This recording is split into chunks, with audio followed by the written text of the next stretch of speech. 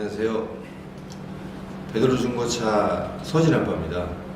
유튜브 계정은 LD 오토 스포츠를 사용하고 있고요. 오늘 영상의 주제는 최근 신종 허위 매물 사례에 대해서 제가 한번 소개를 해드리려고 그래요. 물론 저도 이제 중고차 딜러 영업을 오랜 시간 동안 하다 보니까 전국 각지에 이제 동료들이 퍼져 있어요.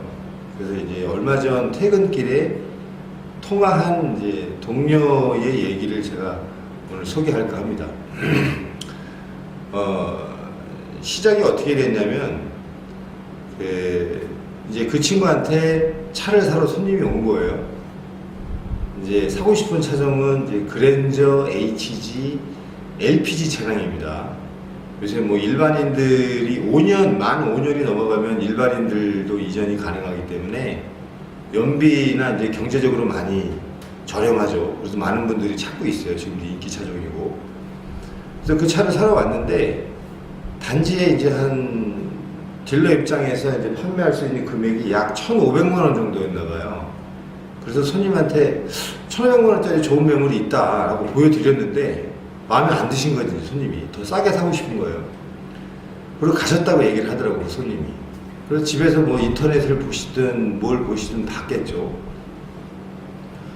자기가 사고 싶은 모델인데 1,100만 원에 딱 올라온 거예요, 모델이. 온라인상에 올라와 있어요. 대형 사이트에.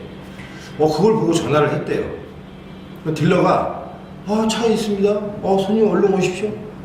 좋은 차 있습니다. 그 차에 있는 차 맞는 차요? 얘기하겠죠.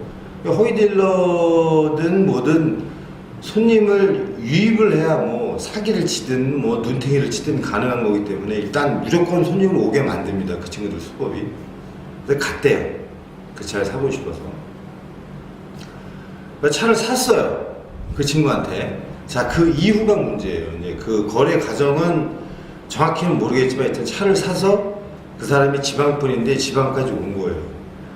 근데 이제 지방이니까 이쪽 수도권 쪽이니까 올라가는데 수백 킬로의 이동거리가 있었겠죠.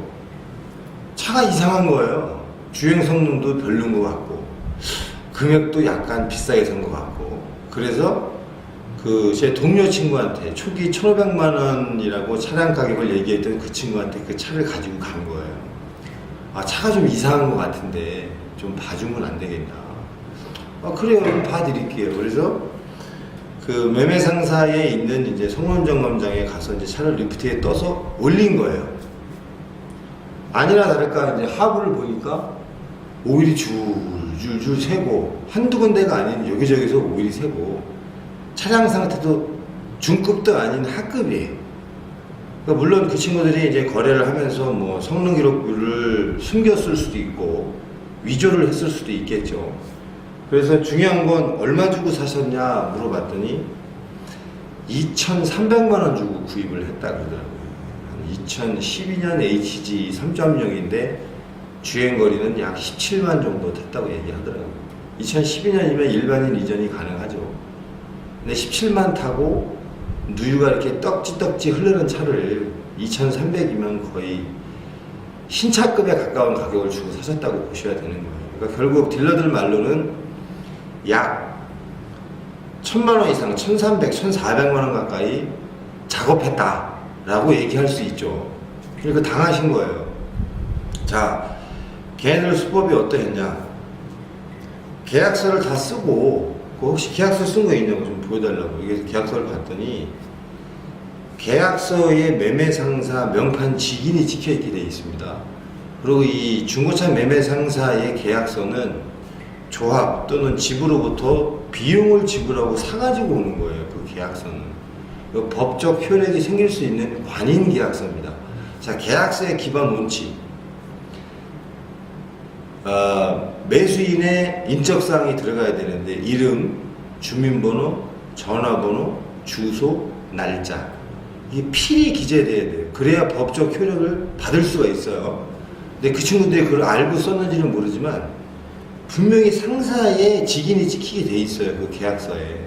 근데 상사의 직인을 보니까 주소지가 어디냐면 포천 어딘가에 알지도 못하는 곳에 매매 상사로 찍혀 있다고 얘기를 하네요. 그 관행계약서의 주소가. 물론 이 손님은 차를 사러 갔기 때문에 유심히 안 봤겠죠, 그 계약서를. 그 딜러는 저쪽 그 문제가 많이 생기는 모 지역, 그쪽 지역입니다. 그쪽 지역 딜러고, 계약서상의 관행계약서의 명판지기는 포천 지역이에요. 그 딜러가 사원증을 냈는지, 사원증 코드가 있는지, 그 상사와 그 상사에 소속된 딜러인지 아닌지 확인을 해야 돼요.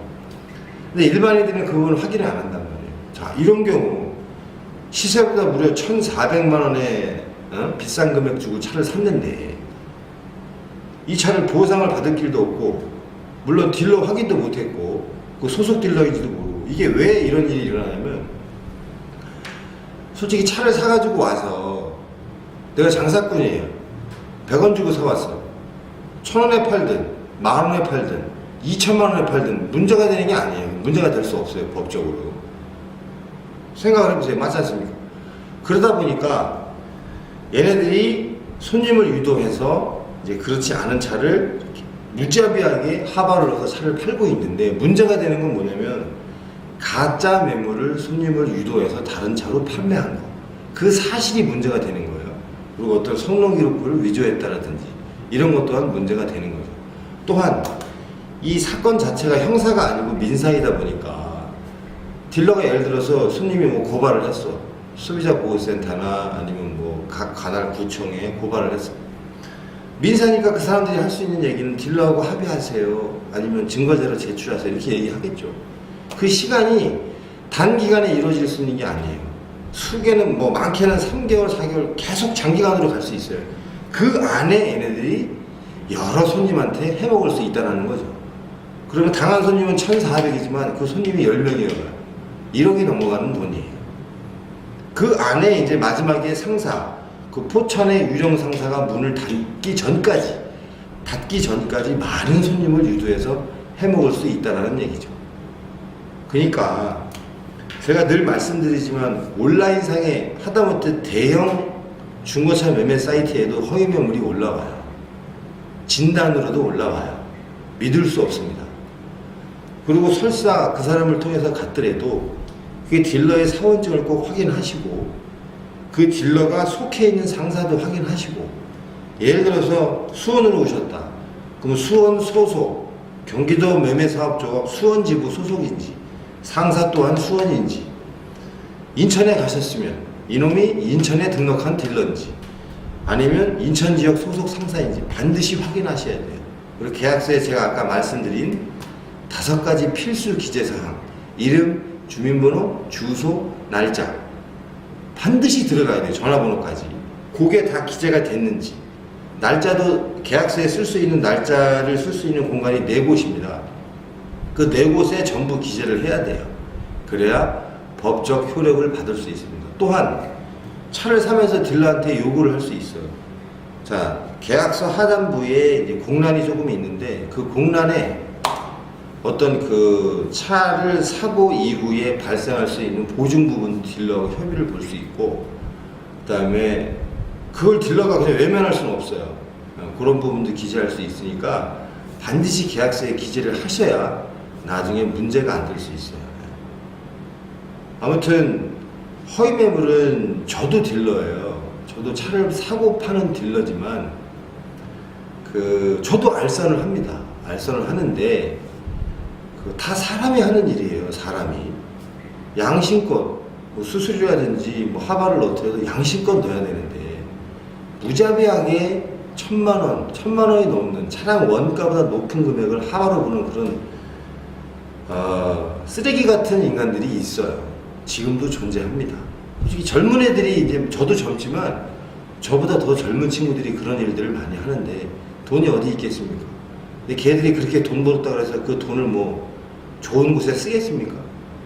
똑같이 돈도 그렇게 벌었으면 그 돈도 그렇게 사라지게 돼 있어요. 그러니까 반드시 중고차를 사기 전에 확인하셔야 될 필수 사항들이 있어요. 꼭 암기하시고, 이 영상으로 부족하시다고 하면은 개인적으로 전화를 주시면 제가 꼭 설명을 드리겠습니다.